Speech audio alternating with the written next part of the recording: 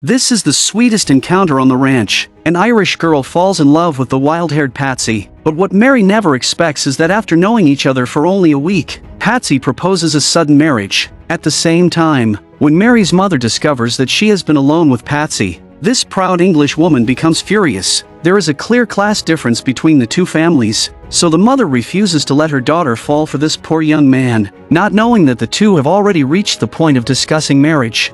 Mary! What are you doing here alone with Mr. Jurok? He was asking me to marry him.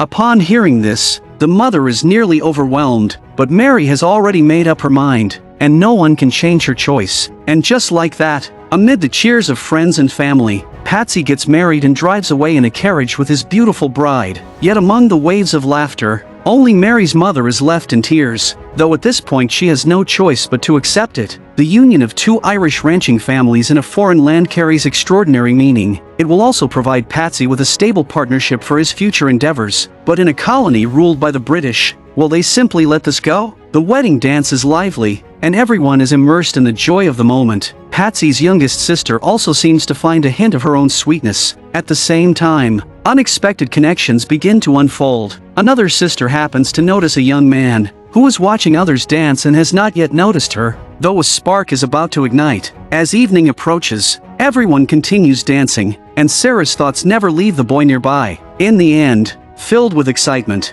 Sarah breaks the silence and invites him to dance with her. Although the boy is shy, he cannot resist Sarah's fiery spirit, as she grabs him and runs outside. However, at this very moment, a carefully planned disaster is about to unfold. Several visitors holding torches secretly set fire to the hay on the ranch. Not only that, they also go to the stream where the livestock drink and pour a bottle of highly toxic substance into the water. It is clear they intend to wipe out Patsy's cattle. Meanwhile, everyone continues to enjoy the joyful night, completely unaware that disaster is approaching. Patsy! There's a fire! There's a fire on Dixon's Creek! The fire spreads near the enclosure, turning this extraordinary night into one blazing with chaos. A group of people rush to use water from the river to try to stop the fire from spreading. At the same time, they quickly drive the cattle away to minimize their losses. Working together with full effort, they battle the flames until midnight, finally managing to extinguish the fire completely. It leaves the newlyweds utterly exhausted on their wedding night. Yet the mood is not entirely lost, and Mary even gives her husband a special gift: a pocket watch with an engraved portrait. The next day, Jimmy from the ranch works with Patsy's brother to investigate the cause of the fire. From the hoof prints at the scene, it is clear that this must have been done by the men of the Englishman longman. At the same time, Sarah rushes over in panic and delivers even more devastating news: that all the cattle that drank from the stream have died. This is a fatal blow to the ranch, and it is obvious that someone poisoned the water, with the culprit undoubtedly being that hateful Englishman. Meanwhile, inside a solemn church, Longman is calmly humming hymns as if nothing has happened. At this moment, an enraged Patsy bursts through the door. He fired my grass and he poisoned my water. You're insane. I'm hung for attempted murder. Papist, you've no right to be here. Leave with your people or I'll have the sergeant call his men. I've evidence. What evidence? My man, Jimmy, tracked Fruin's horse. Your evidence against me is the word of a black man.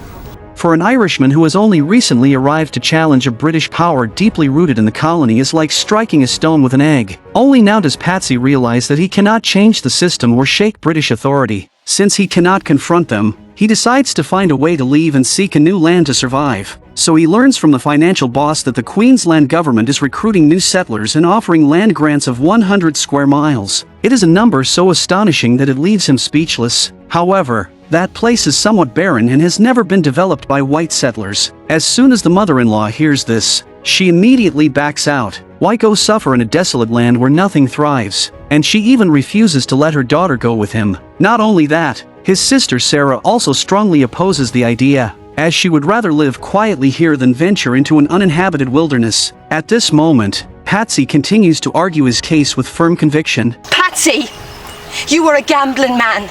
It's not a gamble. We're not coming.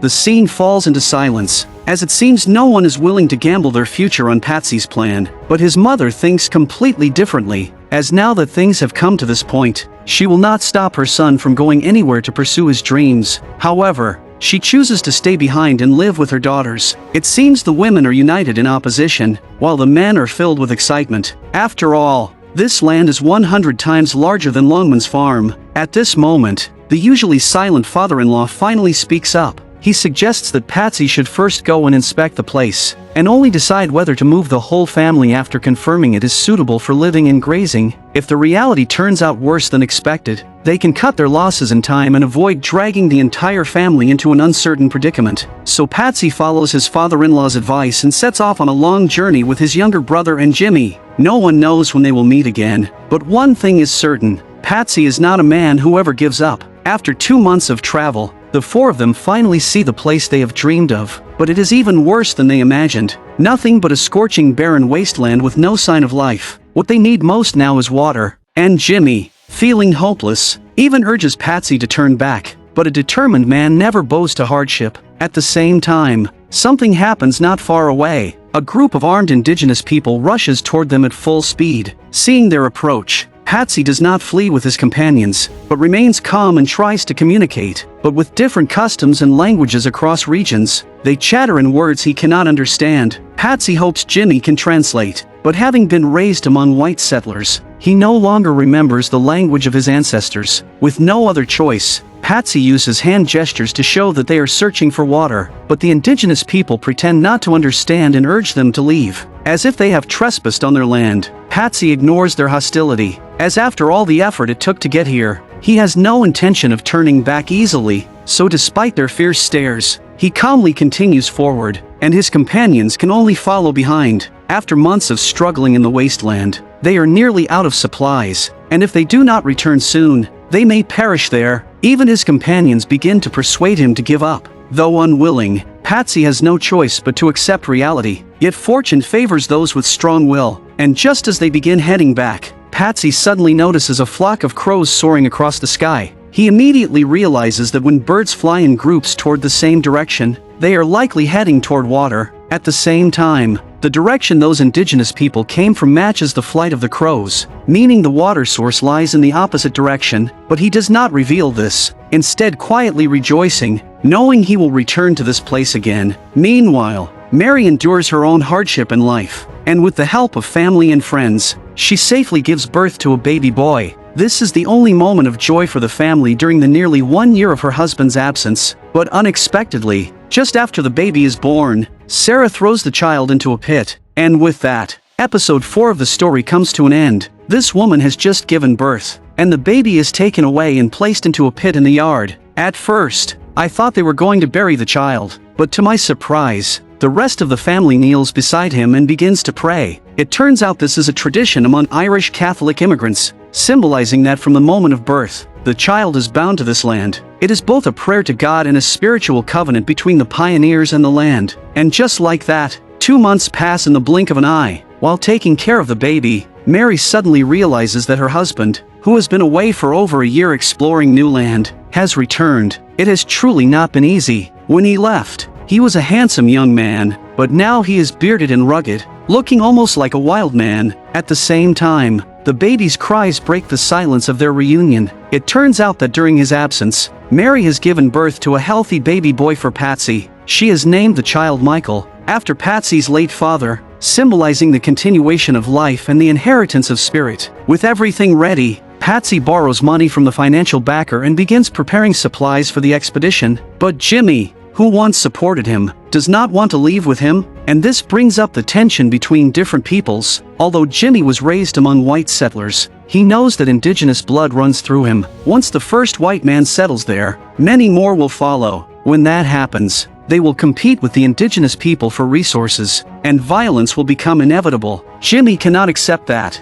so he chooses to step away. As Patsy leads his family to relocate, Jimmy remains on the hillside, watching them leave. No one knows if the two brothers will ever meet again in this lifetime. After a long and exhausting journey, they finally arrive at this scorching land. Before entering the area, they have also purchased 1,000 head of cattle. But where exactly is the water Patsy spoke of? In fact, the crows in the sky have already shown the way. Not long after, a tribal leader fishing by the river notices something unusual. A white man is seen riding at full speed, heading straight toward the only river in the region. Yes, He has done it, and this water will completely change their fate.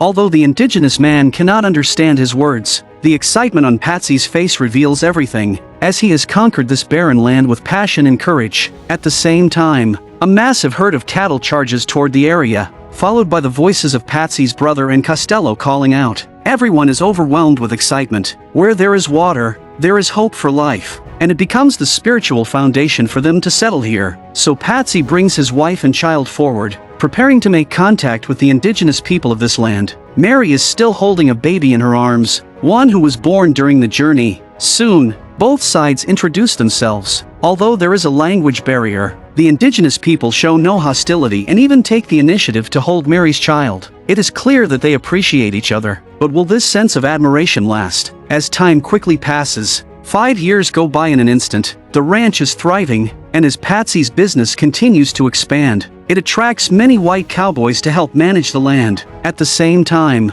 after giving birth to 2 sons, Mary is now expecting another child. However, this year's dry season seems longer than ever, causing food shortages among the Indigenous people. Mary often does good deeds, distributing food to them, but some people are never satisfied. Seeing that Buntamura, who is also Indigenous, has grown close to Mary, others begin to suspect that he has been secretly keeping food for himself. Clearly driven by jealousy, a few harsh words quickly escalate, and they end up fighting, throwing the scene into complete chaos. At the same time, Mary's son unexpectedly takes a gun from inside the house.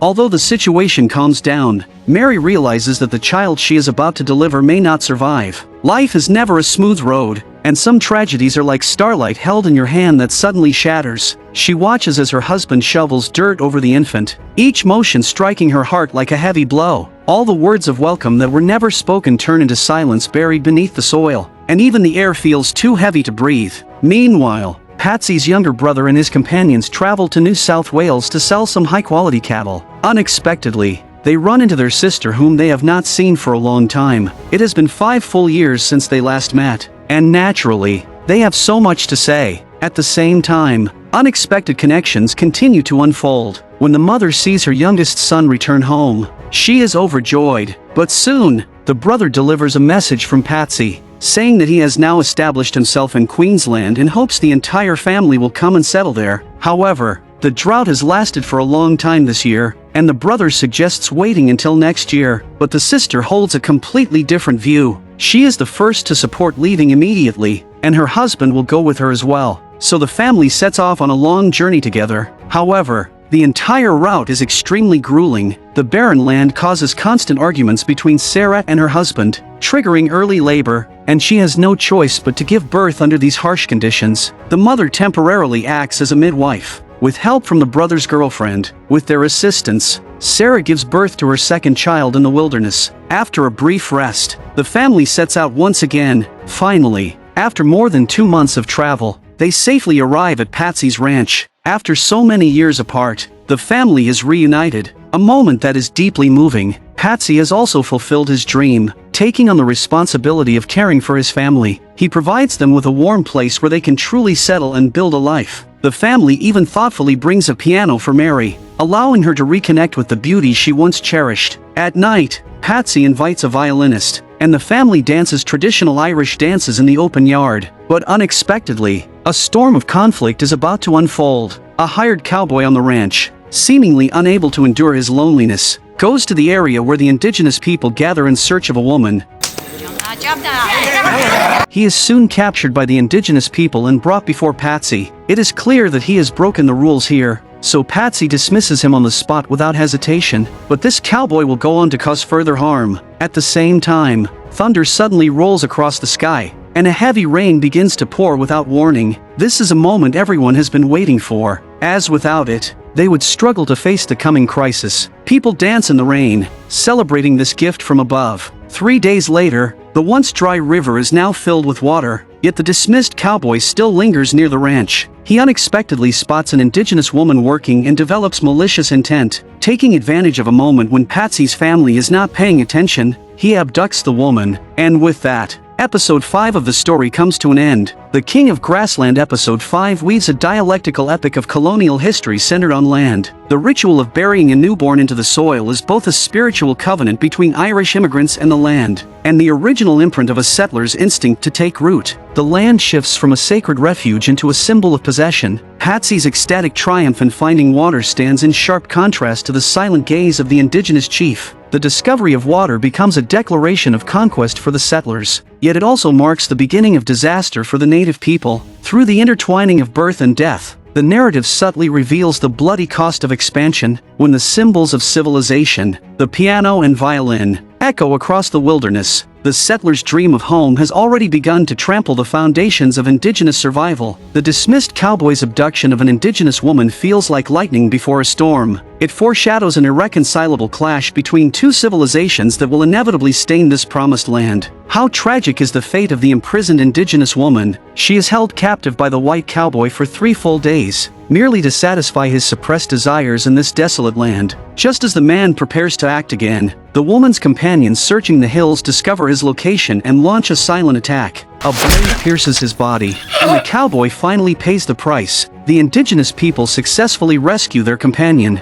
and it seems the matter is finally over, but fate takes another cruel turn. As the newly established law enforcement patrols the barren fields once every week, by sheer coincidence, the inspector discovers the body of the slain man near the shallows. A white man killed in Indigenous territory immediately leads the inspector to assume who the killers are. They mount their horses and rush to the location, launching an attack without any investigation. Shockingly, among the officers are men who share the same skin color as the Indigenous people.